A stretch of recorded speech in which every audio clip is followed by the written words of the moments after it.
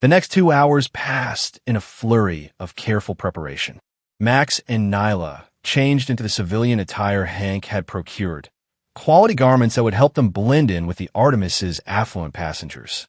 Nyla's distinctive tendrils were artfully arranged and adorned with decorative clips that made them appear more like a fashion statement than a biological feature, while Max's outfit conveyed the quiet prosperity of a successful merchant. "Remember your cover story," Alyssa reminded them as they prepared to leave the secure meeting room. "You're Yari's Vel, independent trade facilitator, and Lyra 10, xenobiological consultant for luxury agricultural exports. You met on a business venture 6 months ago and have been working together since. Keep it simple, keep it boring, and most importantly, keep it consistent," Max finished for her. "Not my first time traveling under an alias, Alyssa." "But it is mine," Nyla admitted, her tendrils pulsing with nervous energy. "I've always traveled under diplomatic credentials." "Just follow Max's lead," Hank advised. "And remember, rich people don't explain themselves. If anyone asks too many questions, act mildly offended and change the subject." With their new identities established and Nyla's research data securely packed in an unremarkable travel case, they were ready for the final leg of their escape. Alyssa led them through the service corridors once more, taking a circuitous route to minimize their exposure in public areas. The Artemis was docked at one of Heinlein Station's premium berths, its gleaming hull emblazoned with the stylized figure of the ancient Earth goddess for which it was named. As luxury passenger vessels went, it wasn't the largest, but its reputation for exclusive clientele and discretion made it an ideal choice for their purposes. "Your boarding credentials are encoded in the data chip," Alyssa explained as they approached the private boarding area. "Suite 17A midship. The fewer crew members you interact with, the better." "What about you and Hank?" Max asked, suddenly reluctant to part with their allies. "Hank has his own exit strategy," Alyssa assured him, "and I'll be departing on my regular medical route as planned. The less connection between us, the safer for everyone." She extended her hand, first to Max, then to Nyla. "The Coalition will be expecting you at Epsilon 4. Good luck." The boarding process was surprisingly smooth. Their credentials passed inspection without comment, and they were ushered aboard with the deferential efficiency reserved for premium passengers. A discreet service drone guided them to their suite, a spacious accommodation with tasteful furnishings and a stunning viewport that currently framed Heinlein Station's impressive structure against the starfield beyond. When the drone departed, leaving them truly alone for the first time since their escape began, Max let out a long breath he hadn't realized he'd been holding. "So far, so good," he observed, checking the suite for surveillance devices out of professional habit. "Looks like we might actually pull this off." Nyla's tendrils had relaxed somewhat, though they still pulsed with subtle tension. "It seems too easy after everything that's happened." "Nothing about the last 24 hours has been easy," Max reminded her with a wry smile. "But I know what you mean. We should remain cautious until we're well away from this system." According to the ship's schedule, displayed on an elegant wall panel, the Artemis would depart Heinlein Station in approximately 40 minutes. First-class passengers were invited to enjoy the departure lounge for refreshments or remain in their suites, where the full range of services could be accessed through the suite's AI concierge. "What do you think?" Max asked. "Public appearance to reinforce our cover, or stay hidden until we're underway?" Nyla considered the options, her scientific mind weighing variables and probabilities. Logic suggests remaining out of sight would be safer. But psychology indicates that hiding might appear more suspicious than behaving like normal passengers with nothing to conceal. "The departure lounge it is," Max decided, "just for long enough to be seen and establish our presence as legitimate travelers. Then we can retreat to the suite once we're underway." As they prepare to make their brief public appearance, Max found himself watching Nyla with a new appreciation. Despite the stress and danger of their situation, she maintained a remarkable composure, her scientific mind continuing to analyze and adapt even as they fled for their freedom. It was, he realized, an attractive quality regardless of species. "What?" Nyla asked, noticing his gaze. Just thinking that you're handling all this remarkably well for someone who spent most of her life in diplomatic circles, Max replied honestly. A smile touched her jade lips. Diplomatic circles are their own kind of battleground, mucks. Different weapons, perhaps, but no less dangerous for those who don't know how to navigate them. Fair point, Max conceded, ready to face the social battlefield. Then, Lyra, 10. Nyla's tendrils curled in amusement at her cover name. After you, Yari's Vel. The Artemis's departure lounge exuded quiet luxury, subdued lighting, comfortable seating arrangements designed for privacy while allowing for social interaction, and attentive staff who seemed to anticipate needs before they were expressed. Perhaps 24 other passengers were already present, representing a diverse cross-section of galactic society's upper echelons. Max guided Nyla to a quiet corner with a good view of both the entrance and the viewport showing the final preparations for departure. A server approached immediately, offering a selection of refreshments. Solarian brandy, Max requested, adopting the slightly bored tone of a frequent luxury traveler.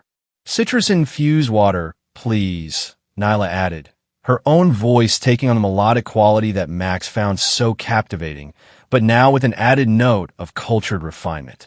As the server departed to fill their order, Max surveyed the room with casual interest, noting exits, security personnel disguised as attendants, and the general composition of their fellow passengers.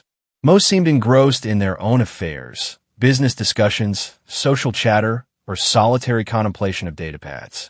No one's paying particular attention to us, he murmured to Nyla, accepting his drink from the returning server with a perfunctory nod.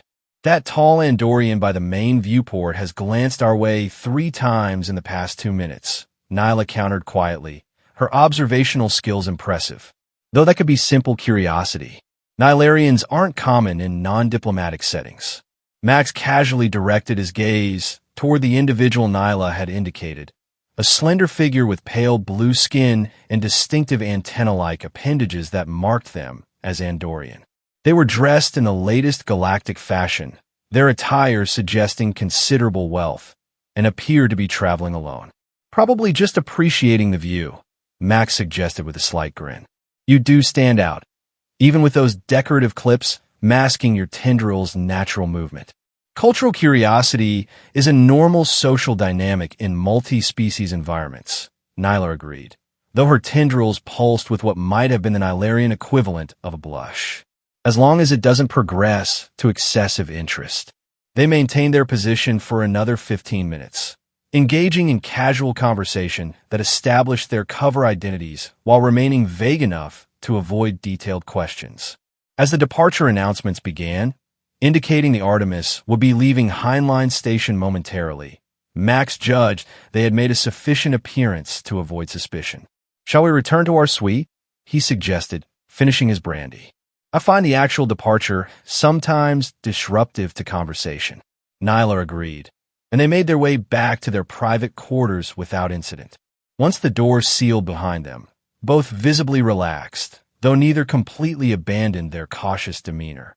The departure sequence proceeded smoothly, the Artemis disengaging from Heinlein Station with barely perceptible movement.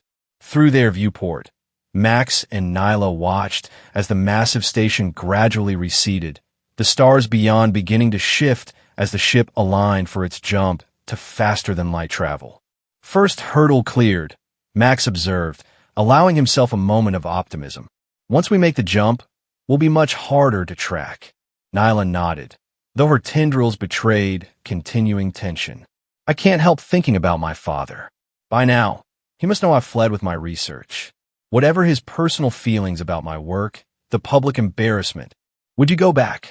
Max asked quietly. If you could ensure your research would be protected, would you return to make peace with him? Nyla considered the question thoughtfully. I don't know, she admitted finally. Part of me says yes. He's my father, despite our differences. But another part recognizes that returning would mean surrendering to a system that values political expediency over scientific truth and personal freedom. Her iridescent eyes met his. What would you do if it were your family? Max's expression turned distant. My family situation was different. My parents died when I was young. I was raised by an uncle who made it clear I was an unwelcome burden. Left home at 16, signed on with a cargo runner, and never looked back. He shrugged, attempting to minimize the emotional weight of his words. So I'm probably not the best person to ask about family reconciliation. I'm sorry, Nyla said, placing a gentle hand on his arm. I didn't mean to bring up painful memories. Ancient history, Max assured her, though. The warmth of her touch sent a pleasant current through him that belied his casual tone. The point is, family is complicated. Even more so when cultural and political expectations are involved. Whatever you decide about your father, it should be your choice, not one forced on you by circumstances or tradition. Nyla's tendrils curled in a gesture that conveyed both gratitude and something deeper, a connection that transcended their brief acquaintance. Thank you, Max, for everything. Not just the escape, but for seeing me, not as Ambassador Naren's daughter or a potential political asset, but as myself. The moment hung between them, charged with potential and unspoken feelings. Max found himself leaning slightly toward her, drawn by both the physical attraction that had initially brought them together and the deeper appreciation that had grown through their shared adventure. Before either could act on the impulse, however, the suite's communication system chimed softly, indicating an incoming message. Max moved to the control panel, checking the identifier. "It's from Hank," he said, surprise evident in his voice. Coded priority. With a quick command, he accepted the transmission. Hank's voice came through, terse and urgent. "Change of plans. Trev aboard Artemis." Repeat, "Trev aboard Artemis." Diplomatic shuttle docked just before departure. Unknown how he traced you, but he's there with security team. Advise immediate caution. Further instructions to follow. The message ended, leaving Max and Nyla staring at each other in stunned silence. Their momentary sense of security shattered, replaced by the cold realization that their escape was far from complete. "Ow!" Nyla whispered, her tendrils rigid with alarm. How could he possibly have known? Max was already moving, checking the suite security systems and door locks. Someone at Heinlein Station must have recognized you, or there was a leak somewhere in our planning. He activated the suite's privacy protocols, which would block casual scanning and surveillance. The question is, does he know exactly where we are? Or is he just aware we're somewhere aboard? If he accessed the passenger manifest, Nyla began, her scientific mind already analyzing possibilities. Our false identities should hold up to standard scrutiny, Max assured her, though his expression remained grave. But if he's brought diplomatic authority to bear, he might be able to compel a more thorough search. The gravity of their situation settled over them. The Artemis, so recently their path to freedom, had become a trap, a confined space from which escape was impossible until they reached their destination. "Options?" Nyla asked, her voice steady despite the fear evident in her tendrils' erratic movements. Max considered their limited choices. "We stay put for now. The suite has decent security, enough to give us warning if someone tries to enter. We contact Alyssa through the secure channel and see if the coalition can intervene somehow. And if Trev finds us before help arrives?" Nyla pressed, already moving to secure her research data more carefully. Max's expression hardened with determination. "Then we fight. Legally if possible, physically if necessary. But I'm not letting him take you back to an unwanted marriage or suppress your research. Not after everything we've been through." The fierceness of his declaration surprised even him.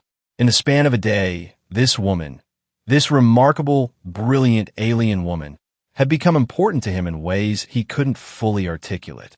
What had begun as a casual encounter had transformed into something far more significant, something worth fighting for. Nyla's tendrils pulsed with an answering intensity, her iridescent eyes holding his gaze with unwavering resolve. "Nor will I surrender willingly. My research is too important, not just for me, but for countless interspecies couples throughout the galaxy." As they prepared for whatever might come next, establishing communication with their allies and fortifying their position as best they could, Max found himself reflecting on the bizarre chain of events that had led to this moment. From that first slurping sound that had sent him running in panic, to now standing alongside Nyla, prepared to defend her freedom and her groundbreaking work. Life, Max decided as he checked the suite's emergency protocols, had a peculiar way of turning the most unexpected encounters into the most meaningful ones. And whatever happened next, he didn't regret a single moment of it. The next few hours passed in tense vigilance. Max and Nyla maintained their position in the suite, monitoring the ship's information channels for any sign of unusual activity while attempting to contact Alyssa through the secure communication device Hank had provided. Their messages went unanswered. Not surprising given the limited range of the encrypted channel once the Artemis entered faster-than-light travel. We're on our own, at least until we revert to normal space near the Epsilon cluster, Max concluded, setting aside the communication device. That's approximately 18 hours from now. Nyla nodded, her scientific mind already calculating probabilities. If Trev doesn't know our exact location, searching a vessel this size could take considerable time. The Artemis has over 200 passenger suites, plus crew quarters and common areas. That's assuming he's conducting a methodical search, Max cautioned. If he's using diplomatic authority to access the ship's security systems or passenger records, he could narrow it down much faster. As if in response to his concern, the suite's door chime sounded, causing both of them to freeze. A soft, courteous voice followed through the communication panel. Passenger services with your requested refreshments. Max and Nyla exchanged alarmed glances. They had requested no such service. Moving silently to the security panel, Max activated the exterior camera. The corridor outside showed a standard service drone holding a tray, nothing obviously suspicious. But the timing was too convenient to be coincidence. Possible scanning attempt, Max whispered. Service drones have basic biometric capabilities for passenger identification. Nyla's tendrils stiffened with understanding. If it's programmed to alert security upon detecting Nylarian life signs. The door chimes sounded again, slightly more insistent. Passenger services. Please acknowledge. Making a swift decision, Max keyed the communication panel. We didn't order refreshments. Please check your service assignments again. A brief pause followed. Our records indicate Suite 17A requested premium refreshments upon departure. If this is an error, we apologize for the inconvenience. It's an error, Max confirmed firmly. No service required at this time. Understood. Again, our apologies. The drone could be seen retreating on the security feed, moving back down the corridor with its untouched tray. That was no mistake, Max said once the drone was out of range. Someone's testing our location, which means they've already narrowed down their search, Nyla concluded, her scientific detachment momentarily giving way to visible anxiety. What now? Max considered their increasingly limited options. Remaining in the suite was becoming more dangerous. If Trev suspected their location, the next visit wouldn't be a harmless service drone. We need to move, he decided. Change locations. Make it harder for them to pin us down. Move where? Nyla asked practically. The Artemis is large but finite, and my biological signature will be distinctive anywhere on the ship. Not necessarily, Max replied, a plan already forming. The Artemis is a luxury vessel, which means it has certain amenities that might work to our advantage, specifically the biorelaxation spa. Understanding dawned in Nyla's eyes. The mineral baths and electromagnetic treatment chambers. Exactly. Both would effectively mask your biological signature, at least temporarily. The mineral content of the baths would interfere with standard scanning, and the electromagnetic chambers would create enough interference to confuse more detailed searches. It wasn't a permanent solution, but it might buy them time, enough to formulate a better plan or at least hold out until they reach the Epsilon cluster, where coalition forces could potentially intervene. We'll need to move carefully, Max continued, checking the ship's layout on the suite's information system. The spa is 3 decks down in the recreation section. If we use the service corridors instead of the main passages, we might avoid direct contact with Trev's people. Nyla gathered her research data, securing it in a waterproof case that could accompany them even into the mineral baths if necessary. How do we access the service corridors? I assume they're restricted to crew. Max smiled slightly, a hint of his usual confidence returning. Let's just say this isn't my first time needing to move discreetly aboard a luxury vessel. There's a maintenance access panel in all premium suites, standard safety protocol. It'll give us entry to the service network. Working quickly, Max located and opened the hidden access panel, revealing a narrow corridor designed for maintenance drones and emergency evacuations. After checking that the passage was clear, he helped Nyla into the cramped space, then followed, securing the panel behind them. The service corridor was utilitarian, brightly lit, efficiently designed, and completely at odds with the opulent decor of the passenger areas.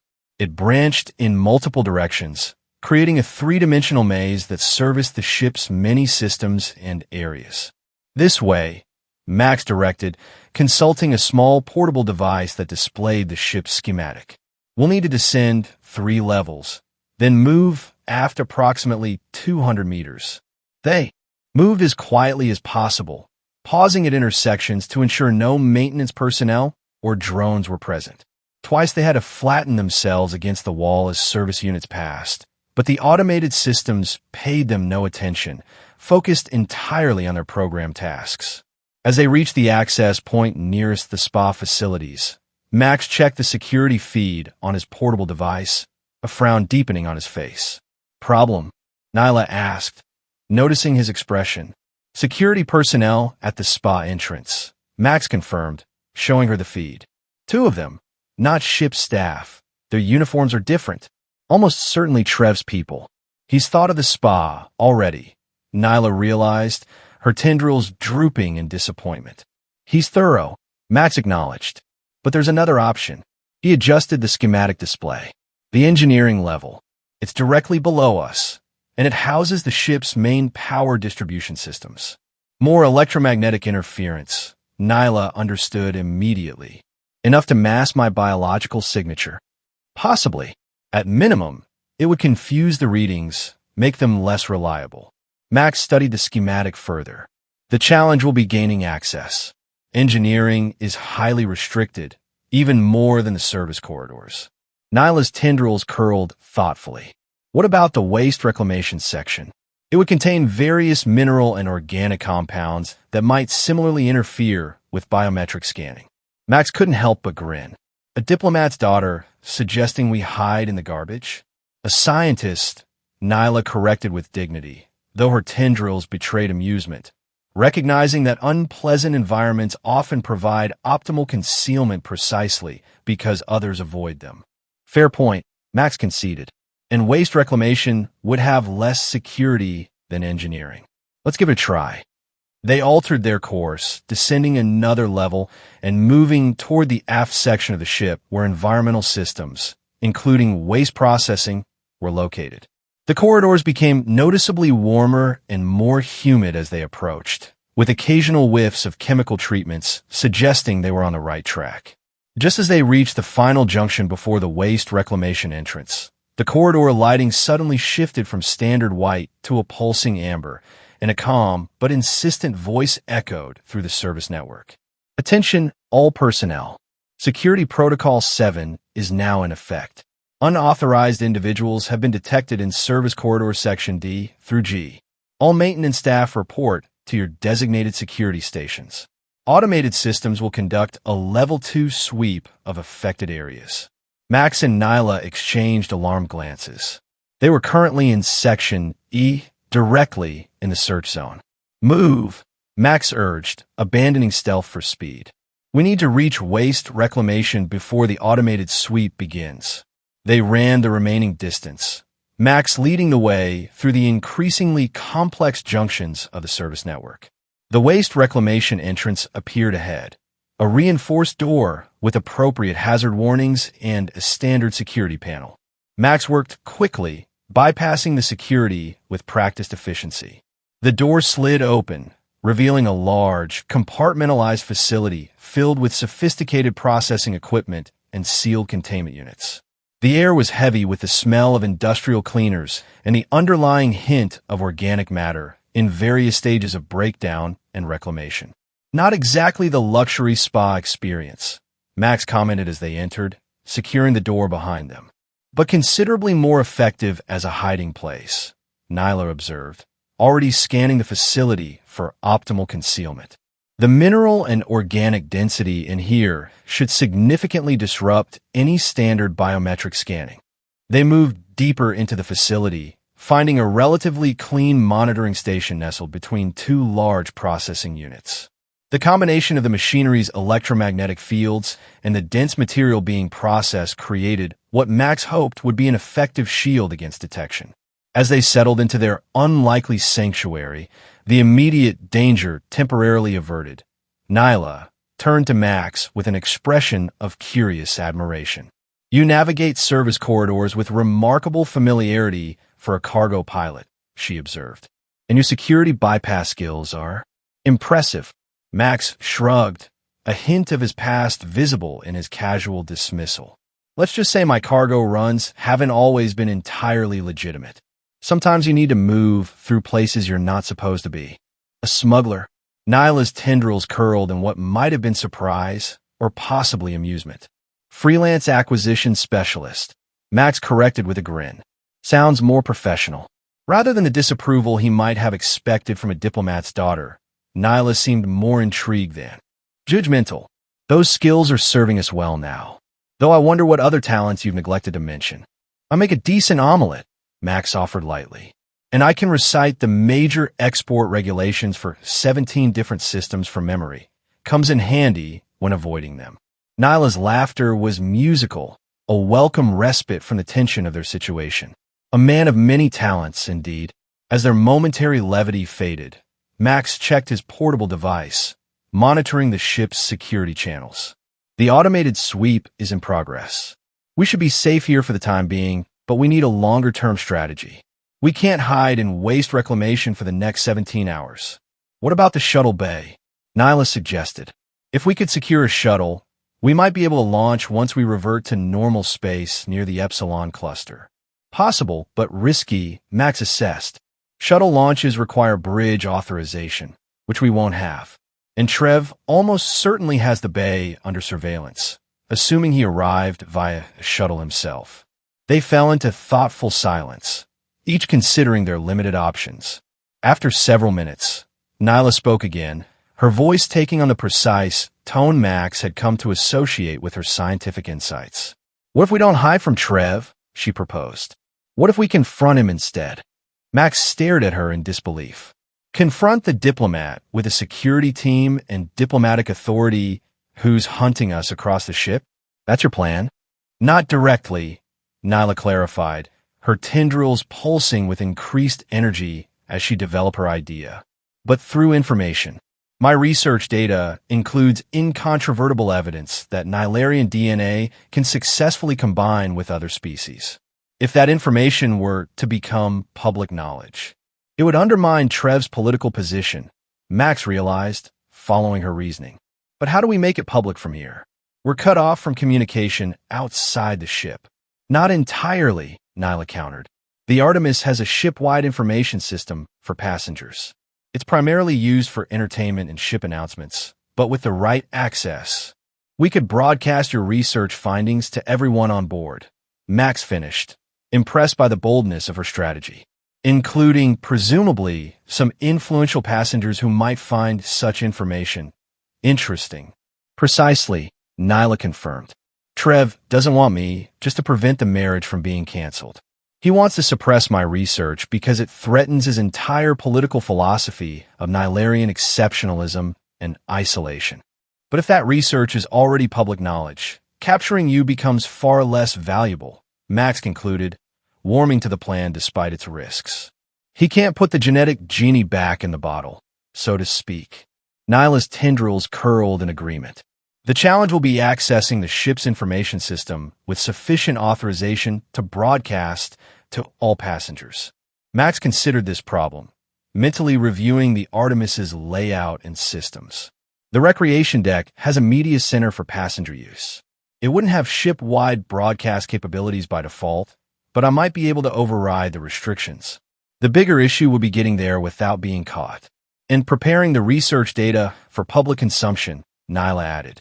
My raw findings would be meaningless to most passengers. We need to present it in a clear, compelling format that even non-scientists can understand. As they began formulating their daring plan, Max couldn't help but marvel at how completely his life had changed in less than 2 days.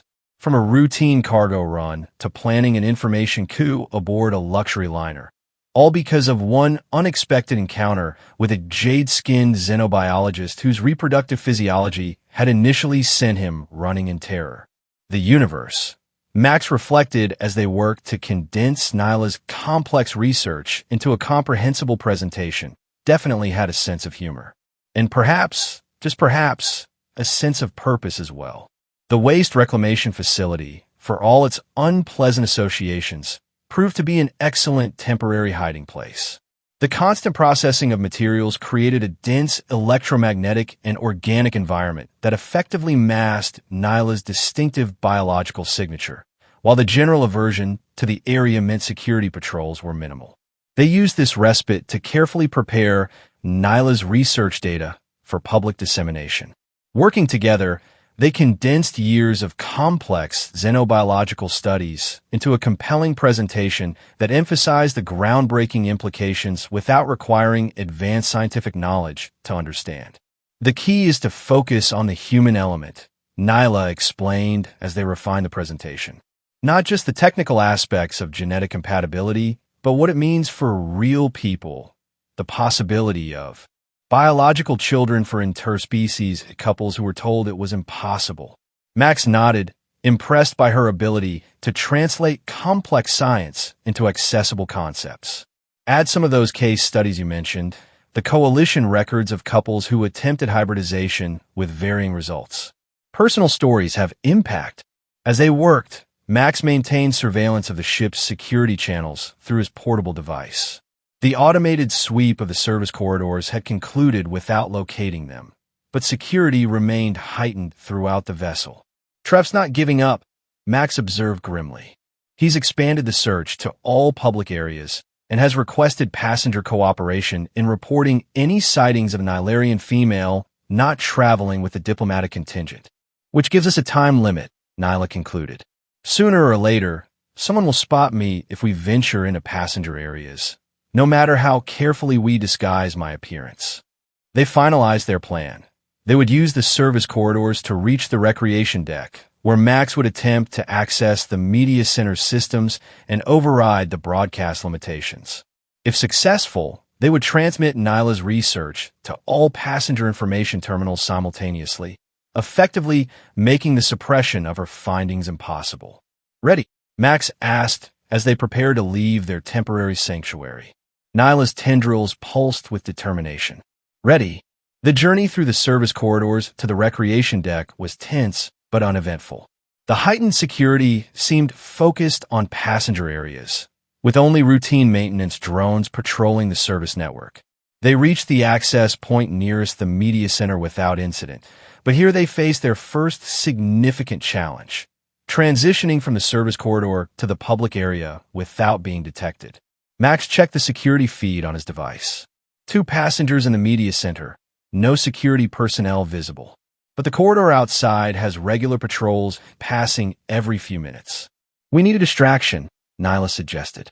Or a disguise, Max countered, noticing a maintenance closet adjacent to their position.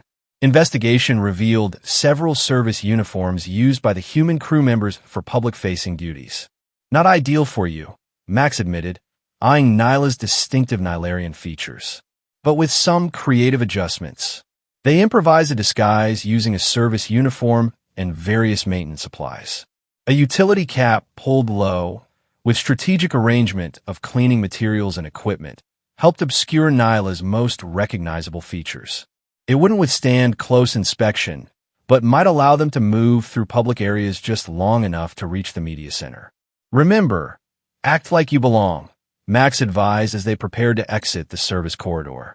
Maintenance staff are practically invisible to most luxury passengers. With a final check of the security patrol timing, they emerged into the public corridor, pushing a maintenance cart laden with cleaning supplies. Max led the way toward the media center, his posture and movement conveying the confident efficiency of someone performing routine duties. They timed their approach perfectly, entering the media center just as a security patrol passed in the opposite direction. The two passengers already using the facility, an elderly Rigelian couple reviewing travel footage, barely glanced up as the apparent maintenance workers moved to a control console in the corner. Standard cleaning of information terminals, Max explained blandly when the male Rigelian looked their way with mild curiosity. Won't disturb your session. The couple quickly lost interest, returning to their travel memories while Max and Nyla positioned themselves at the auxiliary control panel. Using the maintenance cart as cover, Max began working on the system, his fingers moving with practiced precision over the interface. Security protocols are tight, he murmured to Nyla, but there's a backdoor in most entertainment systems, a legacy feature from the manufacturer that's rarely removed during installation. After several tense minutes of subtle hacking, Max's expression brightened. Got it. I can override the local limitations and access the ship-wide broadcast function. But we'll only have a few minutes before someone notices and shuts it down remotely. A few minutes is all we need, Nyla replied, preparing the data presentation they had created. The information just needs to reach enough passengers to make suppression impossible. Just as they were about to initiate the broadcast, the media center door slid open. Max tensed, ready for confrontation, but it was only a ship's steward bringing refreshments to the Rigelian couple. The momentary distraction passed, and they refocused on their task. Max established the override connection to the ship's information system, creating a temporary broadcast channel that would transmit to all passenger terminals simultaneously. Ready when you are, he told Nyla, his finger poised over the activation control. Nyla took a deep breath, her tendrils pulsing with the weight of the moment. This was it, the culmination of years of research and personal struggle, about to be broadcast across the Artemis in defiance of traditional Nylarian politics and Counselor Treff's attempts at suppression. Do it, she said firmly. Max activated the broadcast. Throughout the Artemis, from the luxurious first-class suites to the more modest standard accommodations, every information terminal suddenly displayed the same message. Important scientific announcement. Breakthrough research on interspecies reproduction. Followed by Nyla's carefully prepared presentation on Nylarian genetic compatibility with other species, complete with case studies, statistical analysis, and the groundbreaking implications for interspecies families throughout the galaxy. In the media center, the Rigelian couple's own terminal switched to the broadcast, causing them to look up in surprise. Their initial annoyance quickly transformed to fascination as they began to absorb the content. Is this verified research? The female Rigelian asked, her species' natural scientific curiosity evident. Fully documented and peer-reviewed, Nyla confirmed, momentarily forgetting their disguise in her enthusiasm for the subject. The implications for genetic medicine alone are revolutionary, not to mention the socio-political ramifications for interspecies families. The male Rigelian stared at her more closely, his eyes widening in recognition. You're Nylarian. Are you the researcher responsible for this work? Before Nyla could respond, an alarm sounded through the media center, and the door slid open to reveal two security personnel, the same uniforms Max had identified earlier as Treff's people. There, one of them shouted, pointing directly at Nyla. Detain them both.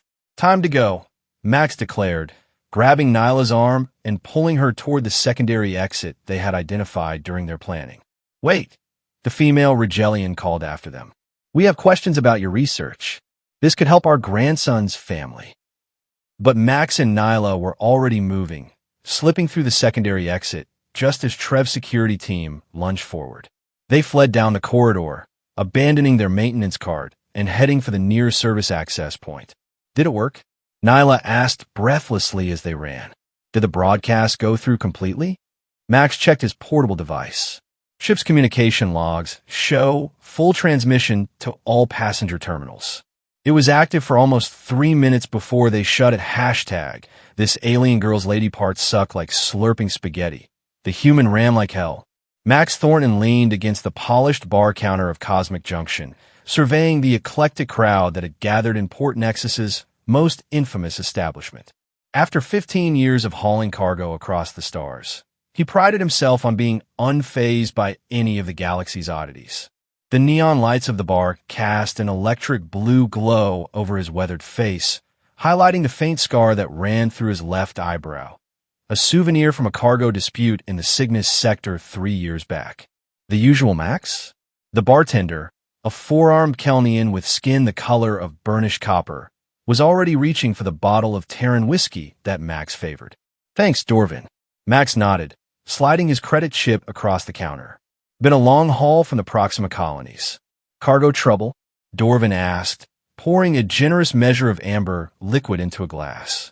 Max shook his head. Nothing I couldn't handle. Just bureaucracy. The new trade regulations are making legitimate business almost as complicated as the illegal kind. Dorvin chuckled, a sound like stones rattling in a metal can. That's why I stay planetside.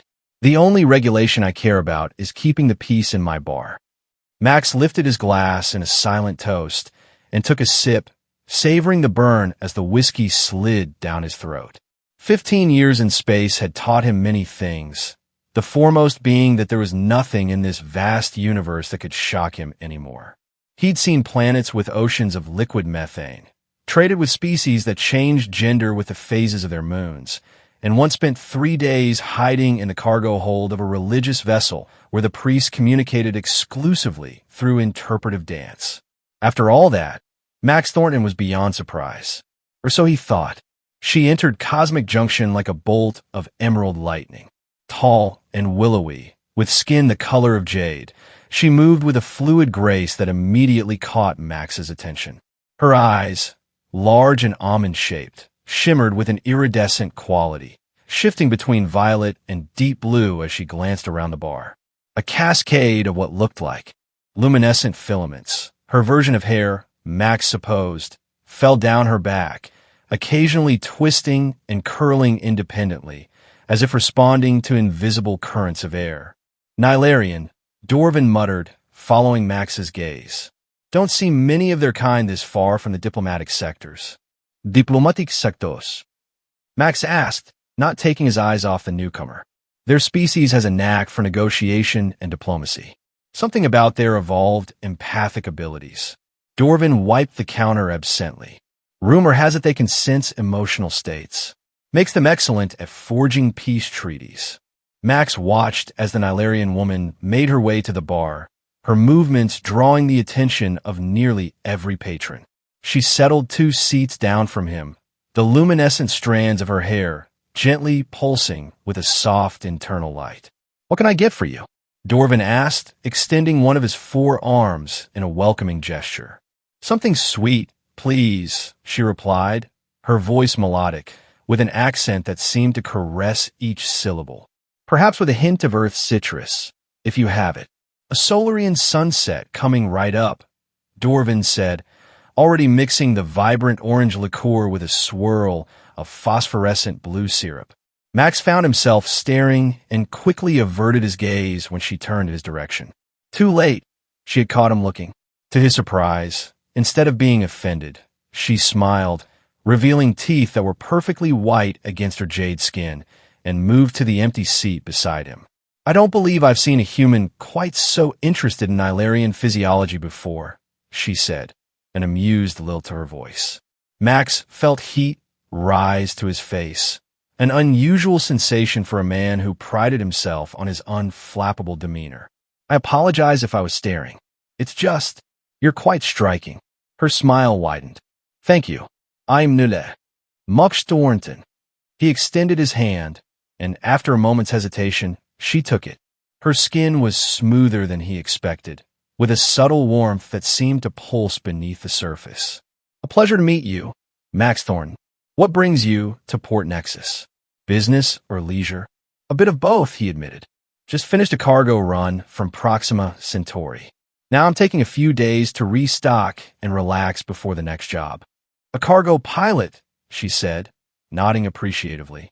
You must have seen many fascinating corners of the galaxy. More than most, he confirmed, taking another sip of his whiskey. What about you? Dorvin says Nilarians are usually found in diplomatic circles. Something flickered across her face, a momentary tightening around her eyes, perhaps. Yes, well, sometimes even diplomats' daughters need a break from endless political functions. Diplomats' daughters? Max raised an eyebrow. Nyla accepted her drink from Dorvin with a gracious nod. My father is Ambassador Naren, the Nilarian representative to the Galactic Council. She took a sip of her vibrantly colored drink, leaving a faint glow on her lips. But tonight, I'm just Nyla. Just Nyla, Max echoed, raising his glass. I could drink to that, to being whoever we want to be, at least for tonight. Their glasses clinked, and when their eyes met over the rim, Max felt a curious sensation, like a gentle probing against his consciousness. He blinked, and it was gone. So, Max Thornton, Nyla said, leaning slightly closer, tell me about the most extraordinary thing you've encountered in your travels. For the next hour, they traded stories, Max recounting his more adventurous cargo runs, while Nyla shared anecdotes about the peculiarities of diplomatic life. As the night progressed, they moved from a bar to a more private booth in the corner of Cosmic Junction, where the lighting was dimmer and the conversation could flow more intimately. You know, Max said, after his third whiskey had pleasantly dulled the edges of his customary caution, for someone raised in diplomatic circles, you seem remarkably interested in the grittier side of space travel. Nyla's fingers traced patterns on the table's surface, her luminescent hair pulsing slightly faster. Perhaps because diplomacy is all about rules and constraints. The freedom you describe, making your own decisions, charting your own course, it's quite appealing. Freedom comes with its own price, Max cautioned. No safety net when things go wrong. And do things often go wrong for you, Max Thornton? There was a teasing note in her voice now, and something else, an invitation perhaps. Max found himself leaning forward, often enough to keep life interesting. Not often enough to make me regret my choices. And what choice would you make tonight? Nyla asked, her iridescent eyes holding his gaze steadily. Max felt the familiar confidence that had served him well across 1,000 worlds. I'd choose to spend more time getting to know you, somewhere more private than this bar. Nyla's smile was both enigmatic and inviting. As it happens, I have accommodations nearby, much more comfortable than this establishment. Max signaled to Dorvin for the bill, suddenly eager to leave the crowded bar behind. As they stood to exit, Nyla placed a hand lightly on his arm, sending an unexpected shiver of anticipation up his spine. I should warn you, she said, her voice dropping to a near whisper. Nilarian physiology may be somewhat different from what you're accustomed to. Max gave her his most worldly smile. Trust me, after 15 years traversing the galaxy, there's nothing about alien physiology that could possibly shock me. How spectacularly wrong he would prove to be. Nyla's accommodations turn out to be a luxurious suite in one of Port Nexus's most exclusive residential towers. Floor-to-ceiling windows offered a panoramic view of the spaceport, where vessels of all sizes glittered against the night sky, arriving and departing in a carefully choreographed dance of commerce and exploration. Impressive, Max commented, taking in the opulent furnishings and the state-of-the-art entertainment system built into one wall. Diplomatic perks, I'm guessing. One of the few advantages of my father's position, Nyla confirmed, activating a control panel that adjusted the lighting to a soft, ambient glow. Would you care for another drink? I'm good, Max replied, moving closer to her. Unless you recommend something specific for the occasion. Nyla's hair tendrils seemed to shimmer more intensely as he approached. I find that certain experiences are best enjoyed with full awareness, she said, reaching out to trace a finger along the line of his jaw. Her touch sent another of those strange shivers through him, more pronounced this time, almost like a gentle current of electricity dancing across his skin. Max had been with non-human partners before, but this sensation was new, intriguing. Your response to physical contact is fascinating, Nyla murmured, her eyes studying his face with scientific interest. Human nervous systems are remarkably sensitive. Is that a professional assessment? Max asked, amused by her analytical tone. A smile curved her jade lips. Let's call it a personal research interest. Interspecies biology has always fascinated me. Happy to contribute to your research, Max said, leaning in to kiss her. The kiss began gently, exploratory, but quickly deepened as Nyla responded with unexpected enthusiasm. Her mouth was warmer than he had anticipated, and there was a subtle sweetness to her taste, like honey with a hint of something exotic he couldn't quite identify. As their kiss intensified, Max felt that strange electrical current again, stronger now, seeming to pulse between them. When they finally broke apart, both slightly breathless, the luminescent strands of Nyla's hair were pulsing rapidly, casting flickering patterns of light across the room. Your hair, Max said, fascinated. It responds to your emotional state. Among other things, Nyla confirmed, taking his hand and guiding him toward the bedroom area of the suite. They're actually sensory appendages, capable of detecting electromagnetic fields, temperature variations, even subtle changes in air composition. Useful for a diplomat's daughter, Max observed, following her willingly. Or a scientist, Nyla added. Much bushed. I thought you were in diplomacy. My father's profession, not my passion. There was a hint of defiance in her voice. I'm a xenobiologist, specializing in comparative physiology across sentient species. As they reached the bedroom, Max found himself laughing softly. So, I really am a research subject. Nyla turned to face him, her expression suddenly serious. Not at all.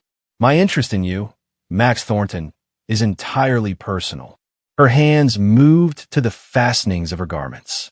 Though I won't deny that professional curiosity adds a certain spice to the encounter. Max watched, transfixed, as she began to undress, revealing more of that fascinating jade skin.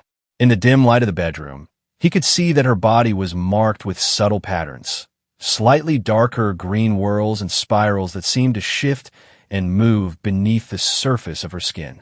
Your turn, Nyla prompted, now clad only in what appeared to be a thin, translucent undergarment that left little to the imagination. Max complied, removing his jacket and shirt with practiced efficiency. As he did, he noticed Nyla watching him with the same intensity he had observed her, her eyes tracking each movement, her sensory filaments extending slightly toward him, as if tasting the air. Human musculature is so compact, she commented, reaching out to trail her fingers across his chest. Fascinating density ratio. I'm not sure if I should be flattered or feel like a specimen, Max said with a grin, catching her hand and bringing it to his lips. Both, Nyla admitted with disarming honesty. She moved closer, pressing her body against his. I find you scientifically interesting and personally very attractive, Max Thorne. The combination of her touch, the exotic scent of her skin, something like rainforest flowers and ozone, and the subtle currents that seemed to emanate from her was intoxicating. Max found himself responding with an urgency that surprised him, pulling her toward the large bed that dominated the center of the room. They fell onto the mattress together, a tangle of limbs, human and Nylarian, as their exploration of each other became more urgent, more primal. Max found every touch, every kiss, amplified by those strange electromagnetic currents that pulsed between them, building a pleasure more intense than any he had experienced before. Nyla was equally enthusiastic, her luminescent tendrils now fully extended, weaving around his body in a gentle, caressing dance that left trails of tingling sensation wherever they touched. Her jade skin had taken on a deeper hue, and the patterns beneath seemed to pulse in rhythm with her quickening breath. You mentioned differences in physiology, Max reminded her between kisses, his hands exploring the unfamiliar contours of her body. Yes, she breathed, her voice taking on a harmonious quality that hadn't been present before. We should probably discuss. But Max, emboldened by desire and the false confidence of a man who believed he had seen it all, silenced her with another kiss. No need for a biology lesson. I'm a quick study. As their intimacy progressed, Max gradually became aware of subtle changes in Nyla's physiology. The patterns beneath her skin began to glow faintly, pulsing in sync with her quickening heartbeat. The electromagnetic field between them intensified, creating cascades of pleasure that rippled through his nervous system like nothing he had ever experienced. When they finally joined completely, the sensation was overwhelming. A fusion of physical pleasure and something almost telepathic, as if their nervous systems had formed a temporary connection. Max found himself lost in the experience, all his worldly caution abandoned as wave after wave of ecstasy washed over him.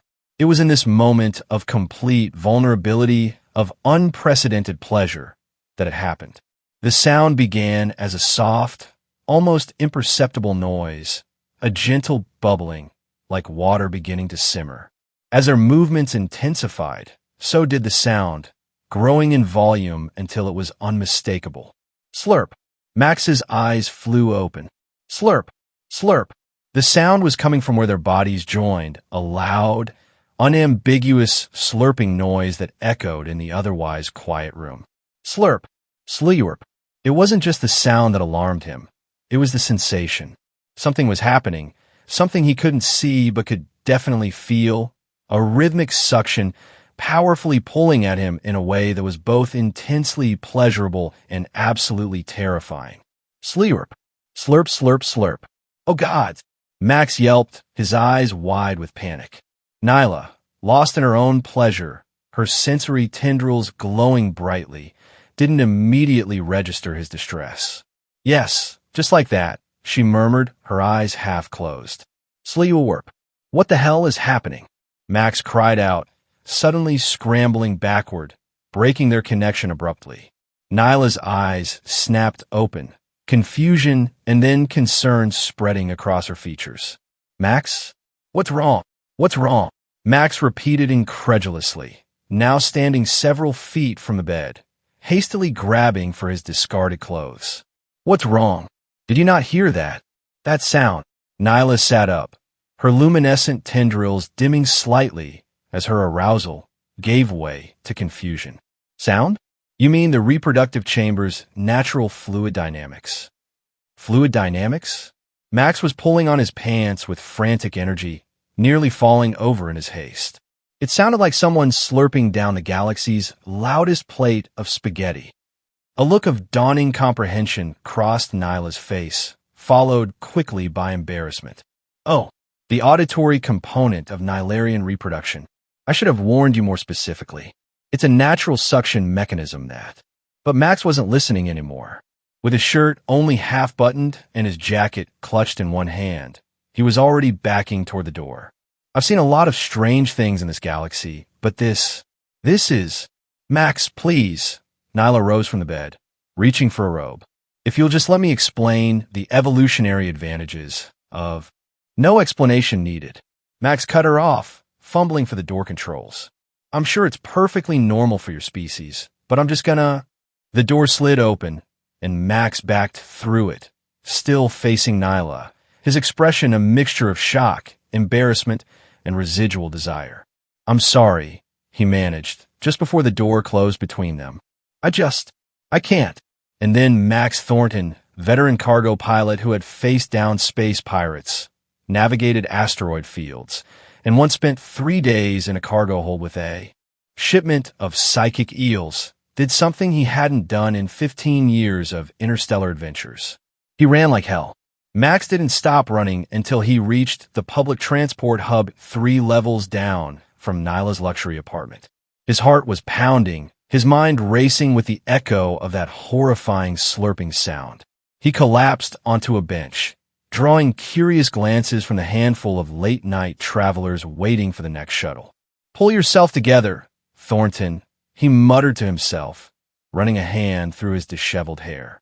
It's just alien biology. Nothing to lose your mind over. But try as he might, he couldn't shake the visceral reaction he'd had. It wasn't just the sound. It was the unexpected sensation, the complete violation of everything he understood about intimate encounters. 15 years traversing the galaxy, and he'd never encountered anything like whatever that was. The worst part was the shame now creeping in beneath his initial panic. He had literally run away from a beautiful woman in the middle of what had been, until that moment, an amazing experience. What kind of spacefaring man of the universe did that make him? A cowardly one, his conscience supplied unhelpfully. Max groaned and buried his face in his hands. He'd need to apologize, of course. Explain that he'd been taken by surprise. Maybe send a message to her suite. But even as he considered this, he knew he wouldn't do it tonight. Tonight, he needed a drink and the familiar confines of his ship. 20 minutes later, Max was back aboard the Stellar Drift. His modest but reliable cargo vessel docked in one of Port Nexus's commercial bays. He headed straight for the small cabinet where he kept a personal supply of whiskey, more potent than the watered-down variety served at Cosmic Junction. Computer privacy mode, he commanded, sinking into the pilot's chair with a generous pour of amber liquid. No communications unless it's an emergency. Privacy mode engaged. The ship's AI responded in its neutral tones. You have one pending message from Hank Devlin. Max brightened slightly at the name of his oldest friend in the business. Play message. A holographic display flickered to life above the console, showing the rugged face of Hank Devlin, a fellow cargo runner with a penchant for finding the most lucrative, if occasionally questionable, contracts. Max, you old space dog. Heard you docked at Port Nexus this evening. I'm in Base 17. Just arrived with a shipment of Centaurian silk. Stop by tomorrow if you're free. Got a potential job that might interest you. High pay, low questions, right up your alley. Also, the Rusty Comet is running a special on those Jovian Alice you like. First round's on me if you can tell me about that run through the Cygnus blockade last month. Rumors are getting wild. The message ended, and Max found himself smiling despite his turbulent evening. Hank was exactly the distraction he needed. Someone who would either laugh uproariously at his predicament or have an even more embarrassing alien counterstory to share. Computer, set a reminder to meet Hank tomorrow at the Rusty Comet, 1,400 hours. Reminder set. Max took another long sip of whiskey, feeling the burn all the way down. The alcohol was doing its work, dulling the edges of his embarrassment and allowing him to think more rationally about what had happened. Nyla had tried to warn him about physiological differences. He was the one who had brushed off her attempt at explanation, too caught up in his own desire and overconfidence. If he had just listened. But who could have predicted that? In all his years of space travel, through countless encounters with different species, he'd never heard of anything like it. The slurping sound echoed in his memory again, and Max winced, downing the rest of his whiskey in one gulp. Computer, play something loud. Terran rock classics. As the pounding rhythms of ancient Earth music filled the cabin, Max leaned back and closed his eyes, determined to drown out both the memory of that sound and the growing feeling that he had just made a colossal fool of himself. Across Port Nexus, in her luxurious suite, Nyla stood at the window, gazing out at the spaceport where hundreds of vessels glittered against the night sky. Among them, somewhere, was Max Thornton's ship. Her sensory tendrils drooped slightly, reflecting her disappointed mood. It wasn't the first time a non-Ilarian had reacted with surprise to her species' reproductive physiology, but it was certainly the most dramatic exit she'd experienced. Usually, she was more careful about preparing potential partners, but Max had seemed so worldly, so confident in his familiarity with alien biology, and she had been caught up in the moment, entranced by the novel sensations of being with a human. Their electromagnetic compatibility had been remarkable, something she would have been fascinated to explore further, both personally and professionally. A soft chime interrupted her thoughts, announcing an incoming communication. Nyla sighed, already knowing who it would be. "Accept call audio only," she commanded. "Daughter." The stern voice of Ambassador Naren filled the room. "I've been attempting to reach you for hours. My apologies, Father. I was engaged in research." There was a weighted pause before the ambassador continued. "Counselor Trev has arrived at the embassy. He expected to meet with you at this evening's reception." Nyla's tendrils stiffened slightly at the mention of Trev's name. I explained yesterday that I would not be attending. My xenobiology research takes precedence over social functions. Your research is a hobby, Nyla. Ambassador Naren's voice sharpened with frustration. Your primary duty is to our people and our diplomatic mission. The alliance with Counselor Trev's family is of paramount importance to our position within the Galactic Council. An arranged union is hardly necessary for diplomatic relations in the modern galaxy, Nyla countered, her own frustration evident. And my research is not a hobby. I've been offered a position at the Xenobiology Institute. We've discussed this, her father cut her off. Such pursuits are beneath your station. Counselor Trev is growing impatient. The betrothal ceremony must proceed within the month. Nyla turned from the window, her tendrils now pulsing with agitation. Father, I will not. This is not a negotiation, Nyla. Return to the embassy tomorrow. We will discuss this matter properly, with the respect it deserves. The communication ended abruptly, leaving Nyla in silence. She pressed a hand against the cool glass of the window, her reflection showing the glow of her tendrils now burning with a fierce, angry light. No, she whispered to the empty room. This is one treaty you won't negotiate, Father. Her gaze returned to the spaceport, to the countless vessels that represented freedom and possibility. Somewhere out there, among those ships, was a human who had run from her in horror. Yet, strangely, she found herself thinking of Max Thornton with more amusement than offense. There had been something refreshingly honest about his reaction. No diplomatic facades, no political calculations, just pure, unfiltered response. Perhaps, Nyla mused, that was what attracted her to humans in general. They were so expressive, so unbound by the rigid protocols of Nylarian society.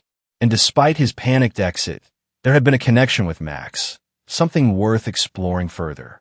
If only for scientific curiosity, of course. Nyla stepped away from the window, a new determination forming in her mind. If her father was accelerating the betrothal plans, she would need to accelerate her own plans to escape them. And perhaps, just perhaps, a certain human cargo pilot might play a role in those plans, assuming she could find him again and explain properly about Nylarian physiology before things progressed too far. With a small smile curving her jade lips, Nyla began to formulate her strategy. Ambassador Naren might be a master of galactic diplomacy, but he was about to discover that his daughter had negotiation skills of her own. The next morning found Max nursing a mild hangover in the communal refreshment station nearest to his docking bay. He sipped a strong, bitter stimulant that passed for coffee in this sector, scrolling through potential cargo contracts on his portable display. "You look like something a Targonian waste beast would reject," came a familiar voice, accompanied by a hearty slap on his shoulder that nearly caused Max to spill his drink.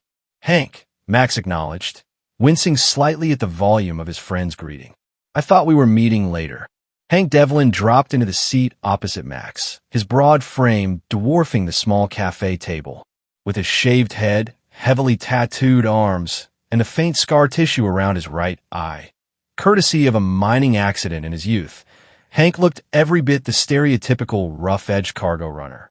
The image was somewhat undermined by the genuine warmth in his expression as he studied his friend. "Saw your ship docked on my way to file some paperwork. Figured I'd catch you at your usual morning haunt." Hank signaled to the server for a drink of his own. "So who is she?" Max nearly choked on his coffee. "What? Come on, Thornton. I've known you for 12 years. That," Hank gestured to Max's general dishevelment, "is the look of a man who had an interesting night with someone who wasn't entirely human." "Spill it," Max sighed, setting down his cup. If anyone would understand his predicament, it would be Hank. Nylarian woman. Diplomat's daughter, if you can believe it. Hank's eyebrows shot up. High society, moving up in the world. What happened? They don't usually slum it with cargo jockeys like us. She's a xenobiologist, actually, interested in comparative physiology. A knowing grin spread across Hank's face. "Ah, so you were a research subject. How flattering." "It wasn't like that," Max protested, though he wasn't entirely sure that was true. "We hit it off. Things were going great until..." Hank prompted, leaning forward eagerly. Max lowered his voice, glancing around to ensure no one else in the refreshment station was listening. Did you know that Nilarian women, during intimate moments, he struggled to find appropriate words. Hank's grin widened. Oh no, you didn't know about the slurping?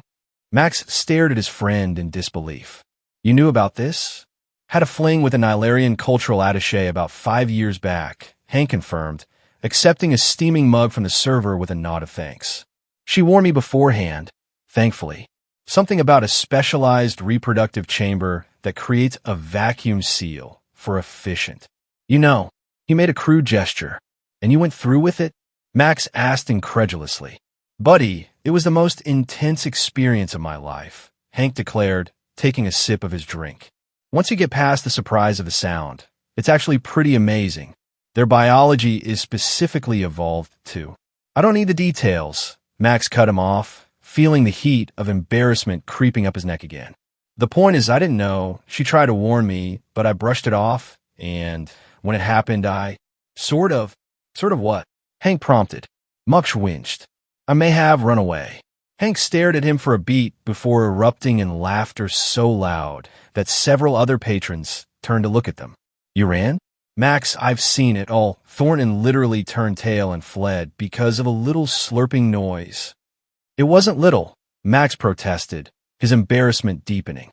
And it wasn't just the sound, it was the sensation. Hank wiped tears of mirth from his eyes. Oh man, this is too good. The great Max Thornton, undone by alien lady parts. Are you finished? Max asked sourly. Not even close, Hank replied, still chuckling. I'm going to be dining out on this story for years. You will not, Max warned. This stays between us.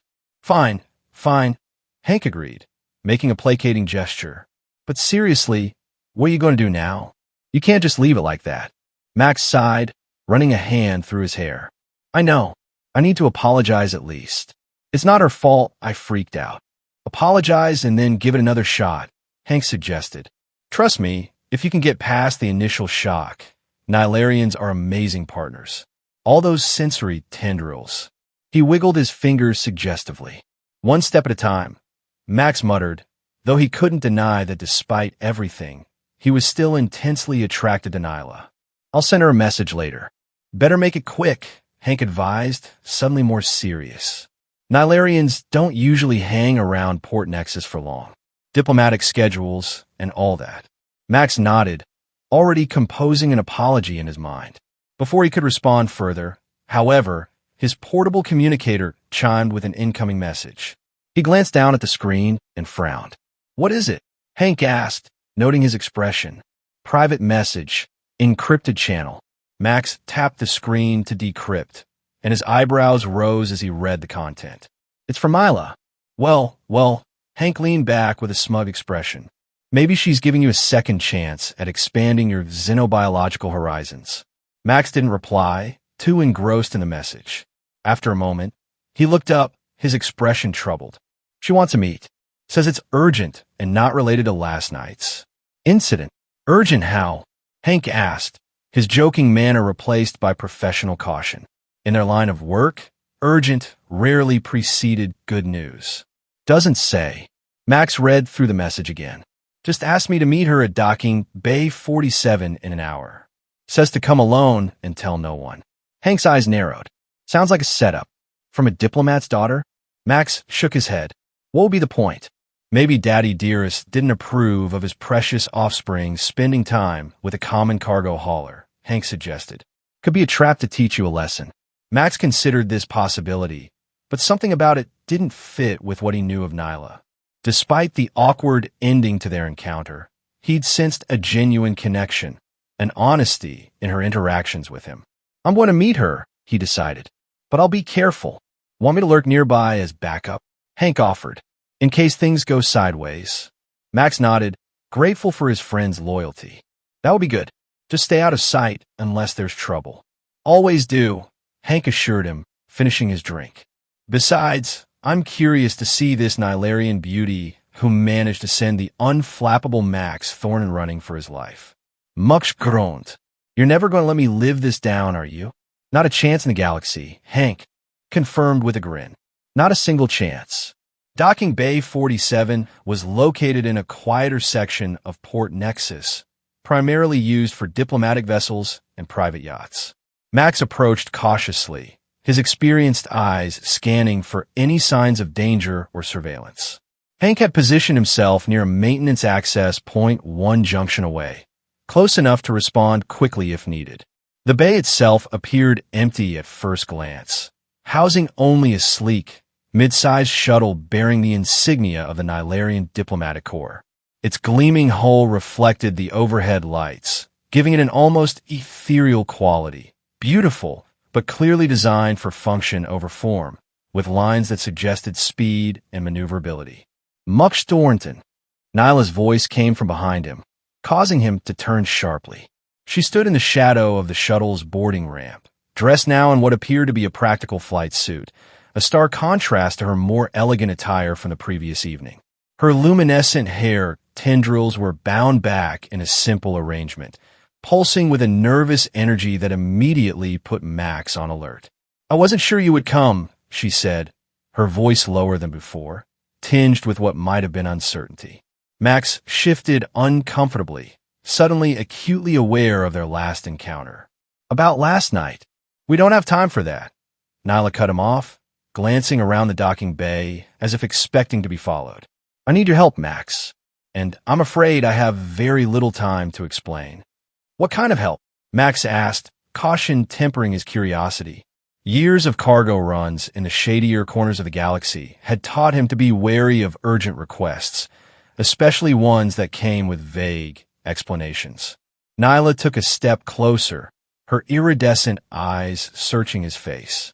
"I need to leave Port Nexus immediately, and I need someone with your particular skill set to help me do it.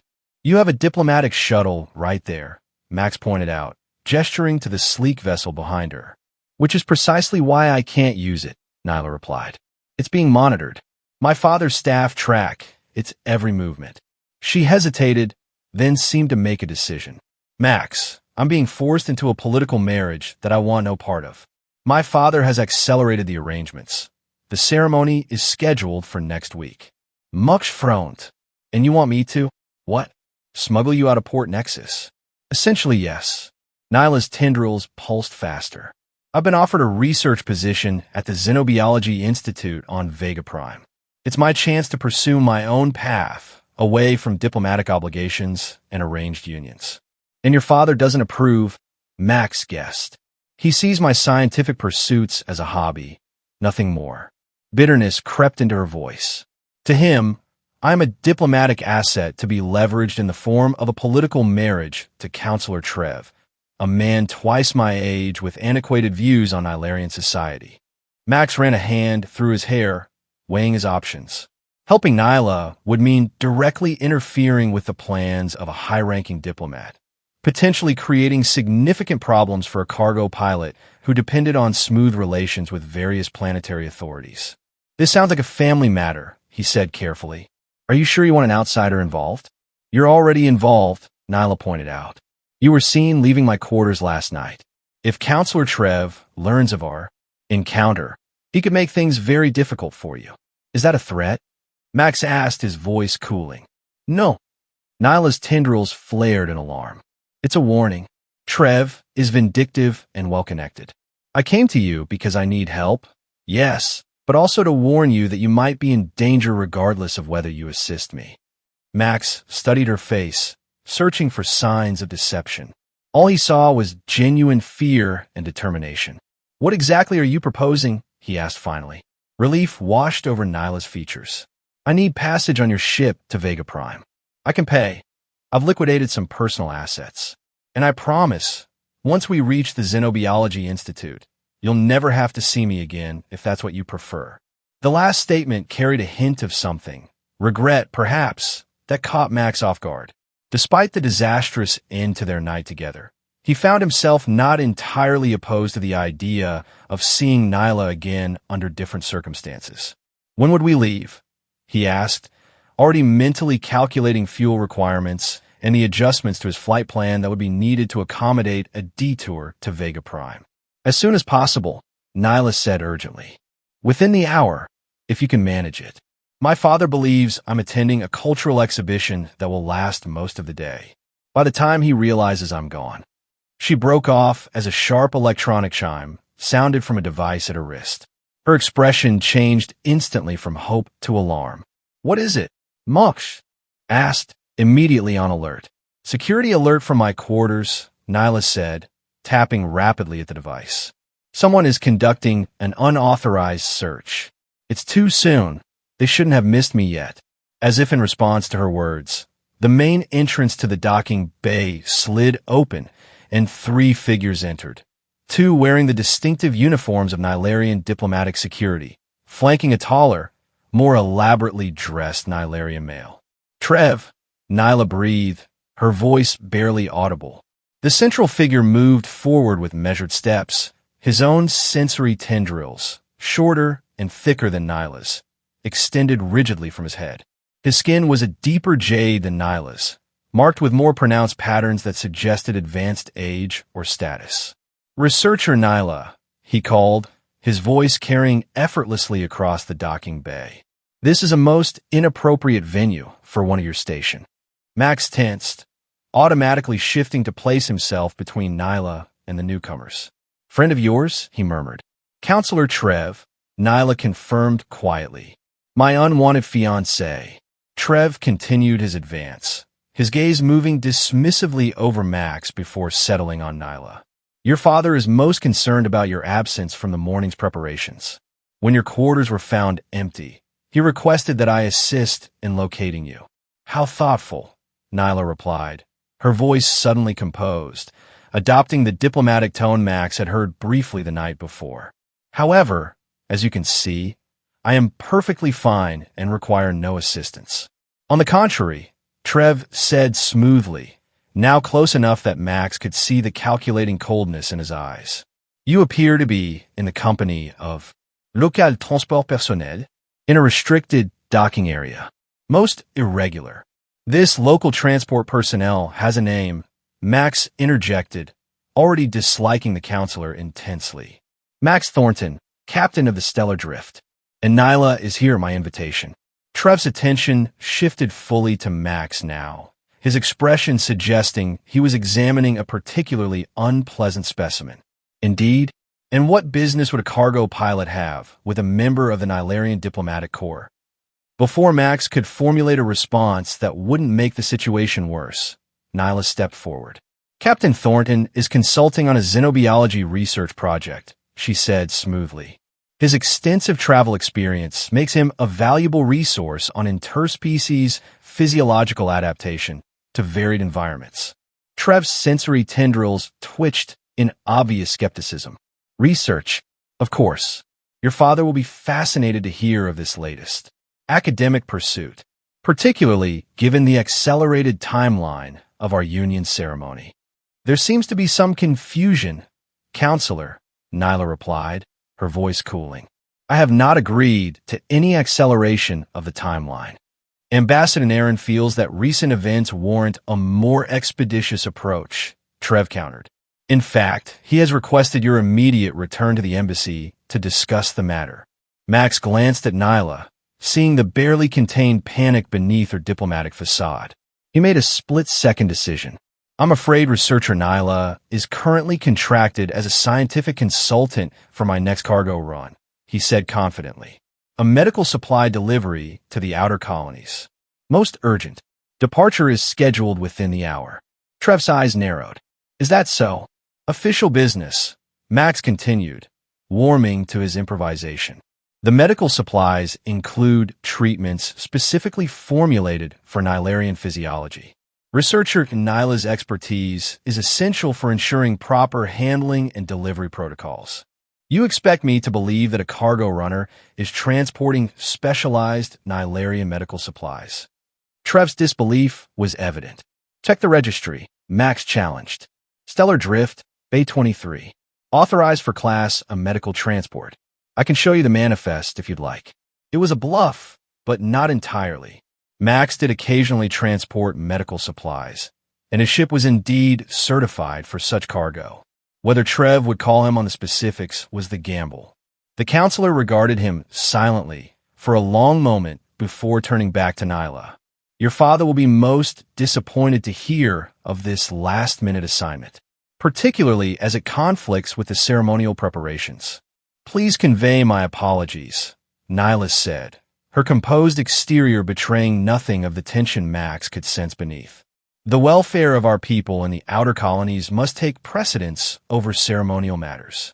I'm sure Father will understand. Perhaps, Trev conceded, though his tone suggested otherwise. And how long will this medical consultation require your expertise? Difficult to say, Nyla replied. The conditions in the outer colonies are unpredictable. I should have a better estimate once we reach the primary delivery point. Trev's sensory tendrils pulsed once, a sharp motion that Max instinctively read as anger. I see. Well, I would be remiss in my duties if I did not at least escort you to your ship, researcher Nyla, to ensure your safety.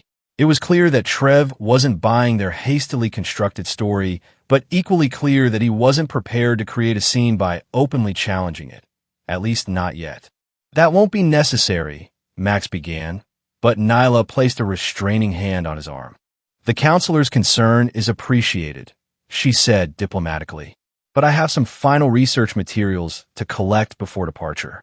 Perhaps you could inform my father of my assignment, counselor? I will contact him personally once we are underway.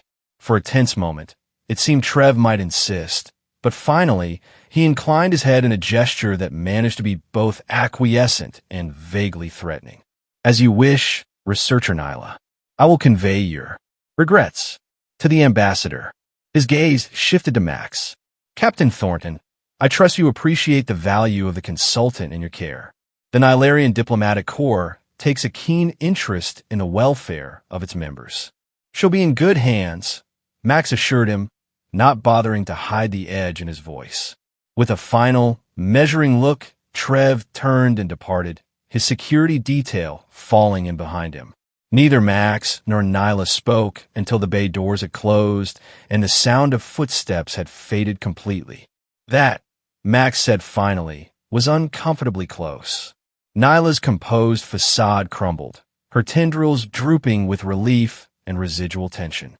He didn't believe a word, but he couldn't challenge me openly without risking diplomatic embarrassment, which buys us a small window of time, but not much, Max concluded. Once he speaks with your father and confirms there's no official medical shipment, then we need to be gone before that happens, Nyla said firmly. Can your ship be ready to depart within the hour? Max considered the logistics rapidly. He had been planning to take on a cargo of luxury goods bound for the Arcturus system, a straightforward, profitable run. Abandoning that contract would cost him, both financially and in terms of his reputation as a reliable hauler. On the other hand, helping Nyla escape an unwanted political marriage appealed to his innate sense of justice. And if he was honest with himself, there was something about her that had captivated him from the moment they met, slurping noises notwithstanding. I'll need to clear my current cargo contract and file a new flight plan, he said. But yes, we could be ready in an hour. Thank you, Max, Nyla said, relief evident in her voice. I can never repay this kindness. Let's save the gratitude for when we're safely away from Port Nexus, Max suggested. In the meantime, we should get you to my ship before your fiancé has second thoughts about letting you out of his sight. As they moved towards the exit, Max activated his communicator with a subtle gesture.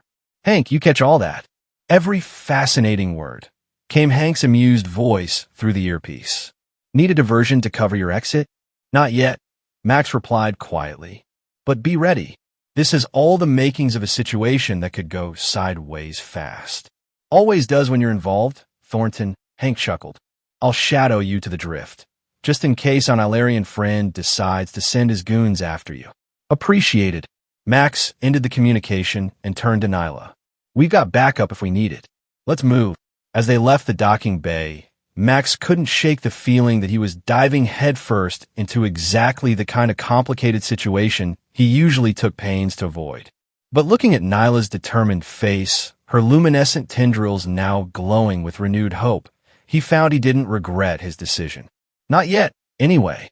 The journey from docking Bay 47 to Bay 23, where the stellar drift was birthed, should have taken no more than 15 minutes.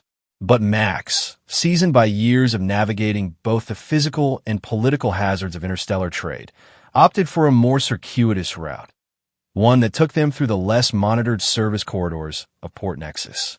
"Is this detour really necessary?" Nyla asked as they descended a maintenance ladder that would take them to a lower level, bypassing the main transit hubs. "Trust me," Max replied, pausing to ensure the way was clear before signaling her to follow. Trev struck me as the type who wouldn't let things go easily. "I bet good credits he's got someone watching the main routes to my ship." Nyla didn't argue further, focusing instead on navigating the unfamiliar terrain of service tunnels and maintenance passages, a stark contrast to the rarefied environments she typically inhabited as a diplomat's daughter. "You move like you've done this before," Max observed as she easily kept pace with him, showing none of the hesitation or discomfort he might have expected from someone of her background. A small smile curved her jade lips. "Field research doesn't always take place in convenient locations. I've collected biological samples in environments far less hospitable than Port Nexus's maintenance tunnels." "Samples?" Max raised an eyebrow. "What exactly does a xenobiologist study, anyway?" "In my case, adaptive evolutionary responses to varied environments," Nyla explained as they navigated a narrow passageway, particularly focusing on reproductive and nervous system variations across sentient species. Max couldn't help the slight flush that rose to his face at the mention of reproductive systems, his mind immediately returning to the previous night's incident. Nyla noticed his reaction, and her tendrils curled in what might have been amusement. "Which brings us to the pterodactyl in the room, doesn't it?" "The what?" Earth expression I picked up from a human colleague. An obvious issue we're both avoiding discussing. She paused at a junction, allowing him to take the lead again. "My physiological response during our intimate encounter clearly caught you off guard." "That's putting it mildly," Max admitted, focusing on checking the next corridor rather than meeting her gaze. "Look, I'm sorry for running out like that. It wasn't very professional of me." "Professional?" Now, Nyla sounded genuinely amused. "I wasn't aware we were engaged in a professional interaction at that point." Despite the tension of their situation, Max found himself chuckling. "Poor choice of words. I mean, it wasn't very mature or considerate. You tried to warn me, and I brushed it off." "The fault was equally mine," Nyla conceded. "I should have been more explicit about what to expect. Among Nylarians, the sound is considered quite normal, even desirable. I sometimes forget how jarring interspecies differences can be without proper preparation." They had reached a service elevator that would take them to the commercial docking level. Max keyed in an access code, then turned to face Nyla directly. "For what it's worth," he said, before the surprise, "it was one of the most incredible experiences I've had. That whole electromagnetic field thing you Nylarians do? Amazing." Nyla's tendrils pulsed with a soft glow that Max was beginning to recognize as pleasure or gratification. The electromagnetic compatibility between us was unusually strong. From a research perspective, it suggests a fascinating neurological resonance that transcends species barriers. From a research perspective, Max repeated with a wry smile. "Among other perspectives," Nyla acknowledged, her iridescent eyes meeting his with an intensity that made his pulse quicken. The elevator arrived with a soft chime, interrupting the moment. As they stepped inside, Max's communicator vibrated with an incoming message. He checked the display and frowned. "What is it?" Nyla asked, immediately alert to his change in demeanor. "Message from Hank. Trev's security detail is at the drift. Looks like they're conducting an inspection." Nyla's tendrils stiffened in alarm. "He's searching your ship? Can he do that?" "Technically, no. But diplomatic pressure can open a lot of doors in a port like this." Max quickly typed a response to Hank, then looked back to Nyla. "Change of plans. We can't go directly to the drift while Trev's people are there." "Then what do we do?" For the first time since he'd met her, Nyla's composed demeanor showed signs of real fear. "If they search the ship thoroughly, they might find my research data. if Trev realizes what I've been working on. What exactly is in this research that has you so worried? Max asked, suddenly aware that there might be more to Nyla's situation than a simple escape from an arranged marriage. Nyla hesitated, then seemed to make a decision. My most recent project focuses on interspecies reproduction, specifically the genetic compatibility factors that might allow for successful hybridization between Ilarians and other sentient species. Hybridization, Mux repeated slowly. You mean children? Between different species? Theoretically, yes. My preliminary findings suggest that Nilarian DNA has unusual adaptive properties, potentially allowing for successful genetic combination with several other species, including humans. She watched his face carefully as she continued. Such research is controversial among my people. We have a long tradition of genetic purity. Counselor Trev, in particular, is a vocal advocate for maintaining strict biological separation from other species. And your father? The ambassador. Publicly, he supports the traditional view. It's politically expedient. Nyla's voice tightened, which is why this marriage to Trev was arranged, to affirm our family's commitment to Nilarian traditions.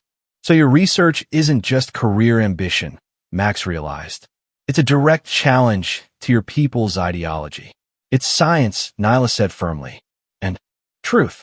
The isolation of species is a political construct, not a biological necessity. My research proves this, which is precisely why Trev would do anything to suppress it. The elevator stopped at their destination level, and Max cautiously checked the corridor before indicating it was safe to proceed. So, we need a new plan, he said as they moved quickly toward an auxiliary exit. Somewhere to lay low until Trev's people finish their inspection and leave my ship. I can't return to my quarters, Nyla said. And the diplomatic residences will be the first place they look for me once they realize I'm avoiding them. Max considered their limited options. I know a place. It's not fancy, but it's secure, and the owner owes me a favor. We can wait there until Hank gives us the all-clear. Mux. Nyla placed a hand on his arm, stopping him. I need to know, now that you understand what you're potentially involving yourself in, are you still willing to help me? Max looked into her iridescent eyes, weighing the risks against his own principles. Finally, he nodded. I've never been a fan of people who think they can control others' lives. And I've got no love for those who'd suppress scientific truth for political gain. He grinned suddenly. Besides, after last night, I think I'd like a chance to continue our research under more controlled conditions. Nyla's tendrils curled in that expression of amusement again. A rematch, Captain Thornton? Are you sure you're up for it? Well, Max said with a wink, I'll be sure not to run away this time. Their moment of levity was short-lived. As they approached the auxiliary exit, Max's communicator vibrated again. This time, the message from Hank was more urgent. Trev not just searching. Posted guards. Port security involved. Claims diplomatic personnel being abducted. All exits being monitored. Stay hidden. That escalated quickly, Max muttered, showing Nyla the message.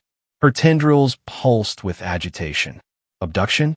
He's trying to frame you as a kidnapper. It's a smart play, Max admitted grudgingly. Makes it impossible for us to leave openly. And gives him legal cover to hunt for you throughout the port. I've underestimated him, Nyla said, her voice tight with frustration. I never thought he'd go this far. Max typed a quick response to Hank, then turned to Nyla with determination. New plan? We're going to need a different ship. You're going to steal a vessel? Nyla asked, alarmed. Nothing so dramatic, Max assured her. But I know someone who might be persuaded to loan us theirs. For the right price. As they changed direction, heading deeper into the service areas of Port Nexus, Max couldn't help wondering if he had finally found the adventure that would surpass his capacity for handling trouble. Diplomatic incidents, frame-ups for kidnapping, controversial genetic research. It was a far cry from his usual cargo runs. But looking at Nyla's determined face, he found he didn't regret his involvement. Whatever came next, at least it wouldn't be boring. And that slurping sound? Well, maybe it was worth a second chance after all. Max guided Nyla through a labyrinth of service corridors until they reached a nondescript door marked only with a faded maintenance code. He tapped a specific pattern on the control panel, waited 3 seconds, then repeated it. After a moment, the door slid open to reveal a compact but well-appointed living space that seemed oddly out of place in the industrial surroundings. A woman stood in the doorway, human, with close-cropped silver hair and dark skin marked by the distinctive patterning of someone who had spent significant time in zero-gravity environments. "Max Thornton," she said, her voice carrying the distinctive accent of the Martian colonies. "You only come to my door when you're in trouble." "Hello, Zura," Max replied with an apologetic smile. "Mind if we come in?" "Quickly." Zara's sharp eyes moved from Max to Nyla, narrowing slightly at the sight of the Nylarian. "Diplomatic trouble this time? You're moving up in the world." Nevertheless, she stepped aside, allowing them to enter before securing the door behind them. The interior of Zara's quarters was a surprisingly elegant blend of function and comfort, clearly the home of someone who valued both efficiency and aesthetics. One wall was dominated by an impressive array of monitoring screens, each displaying different sections of Port Nexus. "Zara runs Port Nexus's environmental systems," Max explained to Nyla, "which means she has eyes and ears everywhere, and a talent for making people disappear when necessary." "Retired smuggler," Zara clarified, moving to a compact kitchenette. "Now I just keep the air flowing and occasionally help old friends who don't know when to stay out of trouble." "There, we don't have time for—" Max began, but Zara cut him off with a sharp gesture. "You have exactly as much time as I say you do, because right now, you're in my house, asking for my help." She filled 3 cups with a steaming amber liquid. "So sit, drink, explain." Recognizing the futility of arguing, Max accepted a cup and indicated that Nyla should do the same. Briefly, he outlined their situation: Nyla's need to escape an arranged marriage, Trev's aggressive response, and the complications with port security. Zara listened without interruption, occasionally glancing at her monitors as security personnel moved through various sections of the port. When Max finished, she turned to Nyla. "Genetic research on interspecies reproduction," she said, her tone neutral. "Controversial indeed, but potentially valuable to many parties. The Harmony Coalition, for instance, would find such research extremely useful in their advocacy work." Nyla's tendrils pulsed with surprise. "You're familiar with the Coalition?" "I may be retired, but I keep informed," Zara replied cryptically. "Their work supporting interspecies families and fighting for legal recognition of hybrid children is important to me." Something personal flickered across her face before she masked it again. "But that's not relevant now. What is relevant is getting you both off Port Nexus before Counselor Trev's diplomatic influence results in your arrest, Max, and your forced return, Researcher Nyla." "My ship's being watched," Max said, "and likely every official departure route as well. Hence why you've come to me," Zara concluded. She moved to the monitoring array, typing rapidly on a control panel. Several screens changed to show different angles of the docking bays. Trev's people are indeed thorough. They've posted observers at all primary exits. "Is there a way around them?" Max asked hopefully. Zara didn't answer immediately, instead studying the monitors with intense concentration. Finally, she nodded to herself and turned back to face them. "There's a maintenance shuttle scheduled for exterior hull inspection in 2 hours. It departs from Service Bay 12, which is minimally monitored." She glanced at Nyla. The shuttle is small, designed for a crew of 3 at most. Basic life support, no faster-than-light capabilities. But it could get you to the Heinlein station at the edge of the system. "And from there?" Nyla prompted. "From there, you'd need to arrange alternate transport," Zara said. "But you'd be outside Port Nexus jurisdiction, away from Trev's immediate reach." Mux frowned. 2 hours is a long time to wait, given how quickly Trev escalated things. And a maintenance shuttle isn't exactly inconspicuous once they realize it's been taken. "I didn't say stolen," Zara corrected him. "I said you depart on it. Officially, as part of the inspection crew." She smiled thinly. "Benefits of controlling the environmental systems. I also oversee maintenance schedules and crew assignments. Understanding dawned on Max's face. You're going to add us to the crew manifest. With appropriate credentials and clearances, Zara confirmed. By the time anyone thinks to check the maintenance records, you'll be halfway to Heinlein Station. Nyla's tendrils curled with cautious hope. It could work. But what about Max's ship? And my research data still in my quarters? Your data first, Zara decided, moving back to the monitoring system. Where exactly is it stored? Multiple locations, Nyla replied. The primary files are secured in my personal terminal at the diplomatic residence. But I maintain backups in a private storage unit near the Central Market District. The diplomatic residence is too risky, Zara said immediately. But the storage unit, that might be manageable. She turned to Max. Your friend Hank, is he still at the Stellar Drift? Max checked his communicator. Last I heard, Trev's people are keeping him there along with my ship. Can he be trusted to retrieve Nyla's research without asking too many questions? Max nodded without hesitation. Absolutely. Hank's been in enough tight spots to know when discretion is essential. Good. Zara began typing again. I'll create a temporary diversion that should draw Trev's guards away from your ship. Nothing alarming. Just a minor environmental alert in a nearby section. Once Hank is free, he can collect the research data from the storage unit. Trev's people will still be watching the drift, Max pointed out. They'll be watching for you and Nyla, Zara corrected. Not for a solo Hank running what appears to be a routine errand. She glanced at Nyla. You'll need to provide access codes for the storage unit.